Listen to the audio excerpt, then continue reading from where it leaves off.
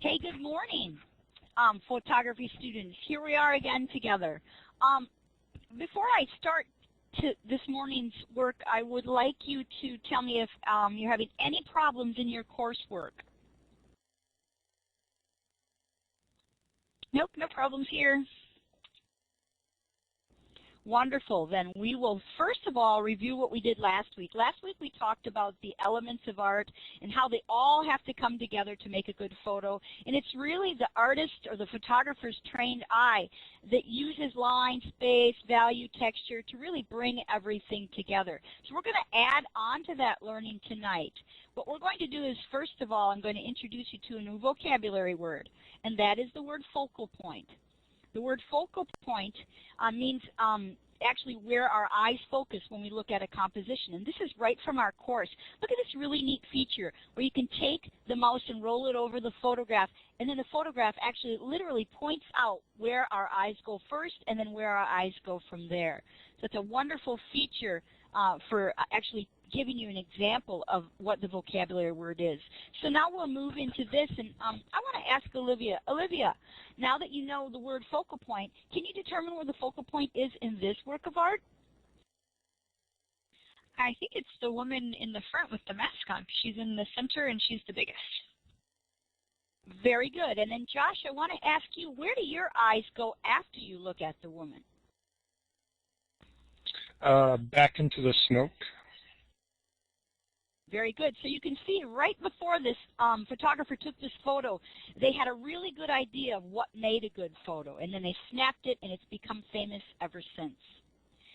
Here we'll look at another famous photograph from history, and we have a black and white photo on the left and a colored photo on the right. The colored photo has actually been manipulated by a computer program, very similar to one that you're going to use in your course. But I think I'll ask first, Brian, where's the focal point in that wonderful black and white photo? I think it'd be the guy in the front, I think. Excellent. You are correct. And who is that guy?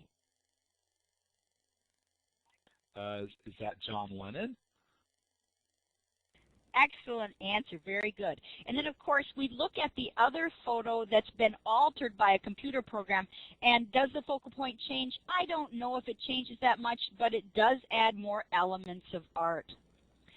We're now going to look at a famous American photographer by the name of Dorothea Lange, and she did her work in 1937. Olivia, can you tell me what happened in America's history in 1937?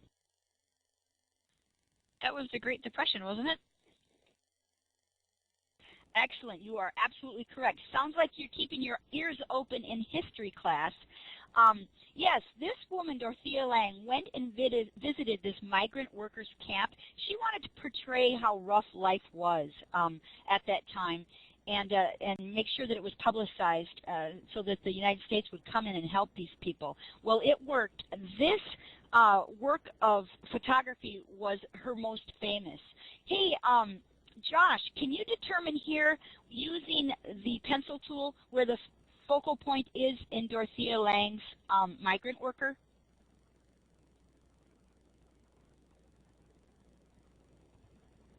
Excellent. And then after your eye leaves that woman, then of course our eyes follow all the way around in a perfect circle or oval right back to her face.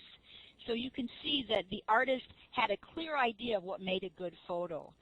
Using your polling, I want you to look really closely at that lady, and then I want you to choose A, B, or C. How old do you think this woman is? Keep in mind she has 7 children that she's raising all by herself in very desperate times. Okay, let's take a look. Let's take a look at your polling results here.